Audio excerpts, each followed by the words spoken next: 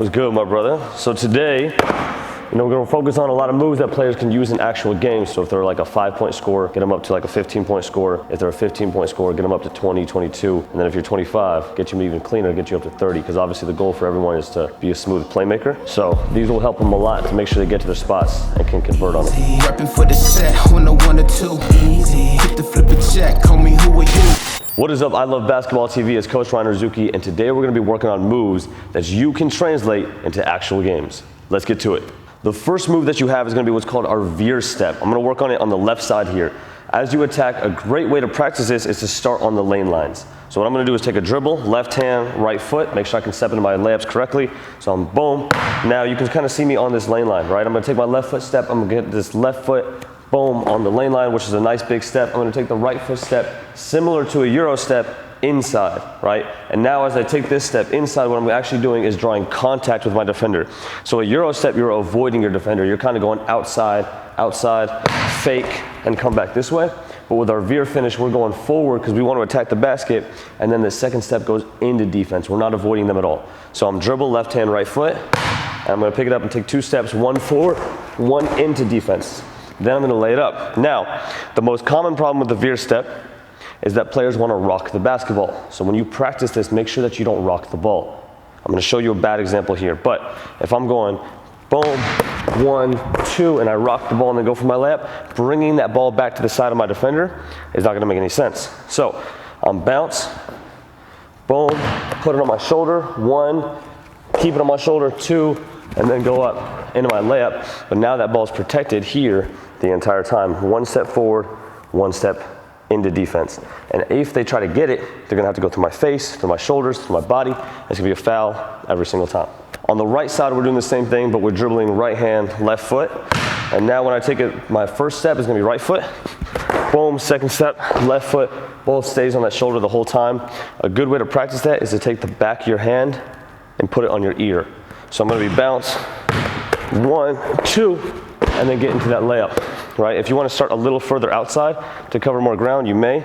So I could be bounce, 1, 2, but you see me covering all that ground from the outside into that defense, pushing towards them, and then I can finish that layup. The second move that you absolutely have to have is your jab step. So typically as a right-handed player, the ball's on my left hip, right? I'm protecting, I'm here, I can use my shoulder to protect the ball and my feet to pivot, right? And if I jab step, I gotta be able to move the basketball to my knee and shift my core, shift the ball, and shift my entire frame to that outside. So I'm, boom, hard jab step from my hip to my knee, right? Sometimes it can be a little bit lower, and sometimes it can get higher if I wanna really sell when that defender's hands are low. But the jab step is all about shifting my momentum and catching my defender when they're in momentum. So, for instance, if I'm coming up in this direction, and I'm coming towards the ball and I'm gonna catch it, it's a great time when my defender's also running this way to catch it and jab like I'm going that way, but then go the other direction. Sometimes if I'm even coming the other direction, it might be good to come this way, catch and pretend I'm ripping back, and then come here as well. But it's a great way to catch that defender off guard. It's a great way to make sure that they force their momentum to keep moving forward and allow me to get open steps or open gaps before I even take my first dribble. So now, let's say that I have a little bit more advanced footwork.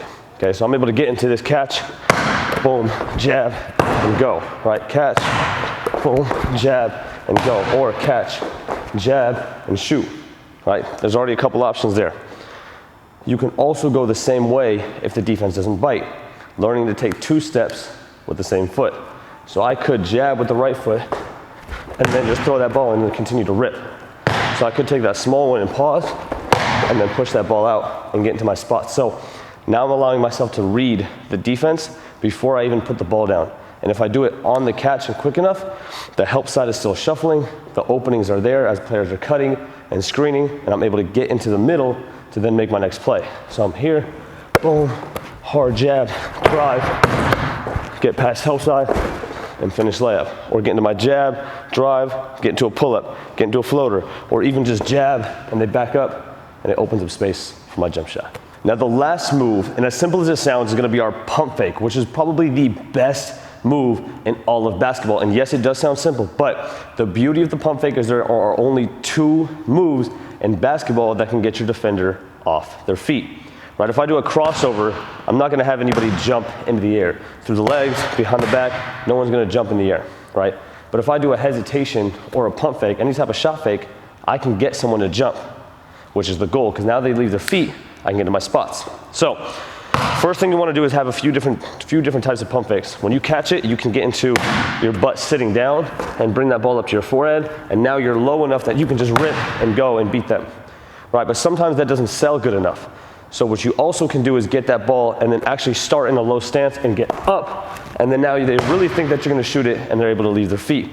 So you can play with both of those pump fakes where you're quick and you're gone, or you're up and then you're out. But you can sell either one of those as long as you get that defense to get out of their stance. And typically they mirror you, so when you stand, they stand. But you also can get that ball up, and that might be able to do a good enough job, which you can do on the catch. And a great way to work on that is here.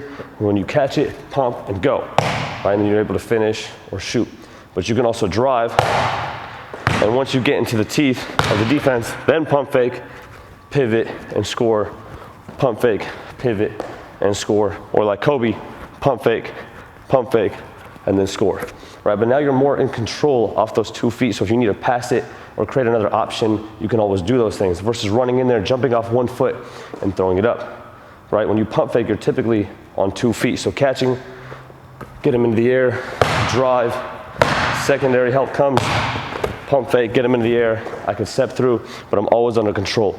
So the best way to make your pump fake better is to have a really good shot or to be really aggressive when you drive.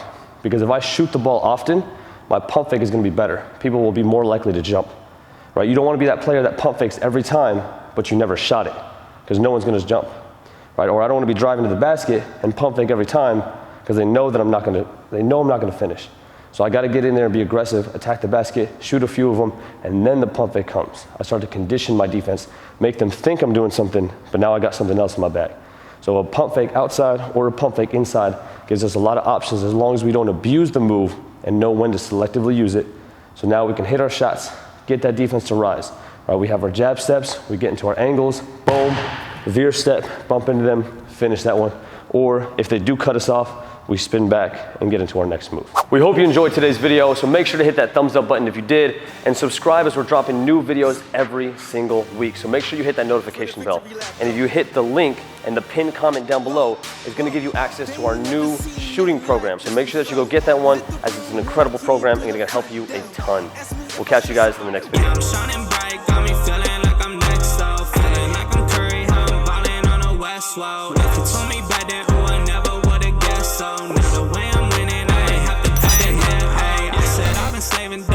See the money